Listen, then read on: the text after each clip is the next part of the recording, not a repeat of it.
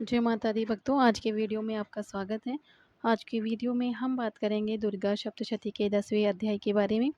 ऋषि ने कहा कि अपने प्राण प्रिय भ्राता निशुंभ को मरा हुआ देख कर के सारी सेना का संहार होता हुआ जानकर शुंभ कुपित होकर के बोला कि दुष्ट दुर्गे, तू अभिमान न कर। तो दूसरों के बल का सहारा लेकर झूठे अभिमान से चूर होकर के संग्राम करती है। देवी ने कहा कि रे दुष्ट, इस संसार में मैं अकेली हूँ, मेरे अलावा दूसरा कौन है। देख, ये सब विभूतियाँ मेरी ही है, जो मेरे में ही प्रवेश हो रही है। ब्राह्मणी आदि सभी देवियाँ अंबिका देवी के शरीर में लीन हो गई और केवल अंबिका शेष रह गई। देवी ने कहा कि मैं अपनी विभूतियों द्वारा अनेक रूपों से युद्ध में उपस्थित थी। अब मैं अपने समस्त रूपों को समेट लिया है और मैं अकेली ही खड़ी हूँ। तुम स्थिर हो जाओ। ऋषि ने कहा कि तदंतर देवताओं और दैत्यों के सन्मुख देवी और शुंभ का घोर संग्राम प्रारंभ हुआ।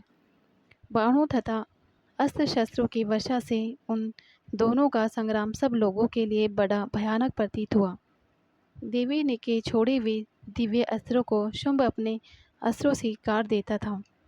इसी प्रकार शुंभ के छोड़े हुए दिव्य अस्त्रों को परमेश्वरी अपने उग्र हुंकार से काट डालती थी। तब शुंभ ने सैकड़ों बाणों के प्रहार से देवी को ढक दिया। देवी ने क्रोध युक्त हो धनुष को अपने बाणों से काट दिया। धनुष के करते ही शुंभ ने हाथ में शक्ति को उठाया तो देवी ने अपने चक्र से उसके हाथ में स्थित शक्ति को काट दिया। तदंतर शुंभ ने सैकड़ों चमकती हुई ढाल तथा तलवार से देवी के ऊपर प्रहार किया।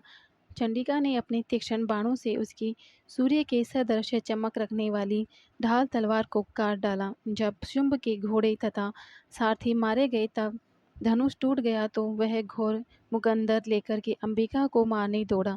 फिर देवी ने उस मुगंदर को भी अपने तेज बाण से काट दिया।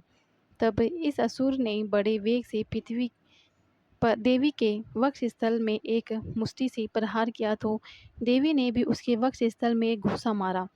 तब घूसा खाकर के शुंभ भूमि पर गिर पड़ा और तत्काल ही खड़ा हो गया।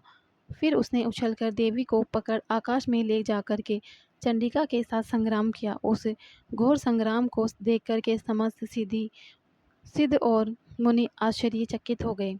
इस प्रकार अंबिका के साथ असुर का बहुत समय तक युद्ध हुआ। फिर देवी ने उसके ऊपर उठाकर फिराया और पृथ्वी पर पटक दिया।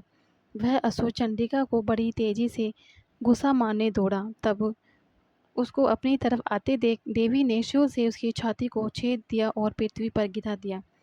वह देवी के शूल से घायल होकर के मर गया और उसके पृथ्वी पर गिरने से समुद्र, द्वीप, पहाड़ तथा संपूर्ण पृथ्वी काँप गई। उसे दुष्ट असुर के मरते ही सारा विश्व प्रसन्न हो गया। जो पहले अनिष्ट सुचक्र, मेघ और उल्कापात होते थे वे शांत हो गए। नदियाँ भी ठीक मार्ग से बहने लगी। उसके मरते ही समस्त देवगण बड़े प्रसन्न हो गए और गंधर्व सुंदर गान करने लगे तथा अन्य गंधर्व बाजे बजाने लगे। अप्सराएं नृत्य करने लगी, निर्मल वायु बहने लगी, सूर्य की प्रभा उत्तम हो गई। इस प्रकार के संपूर्ण दिशाओं के भयंकर शब्द शांत हो गए। इस प्रकार 10वां अध्याय समाप्त होता है। जानकारी अच्छी लगी हो तो लाइक करें। चैनल पे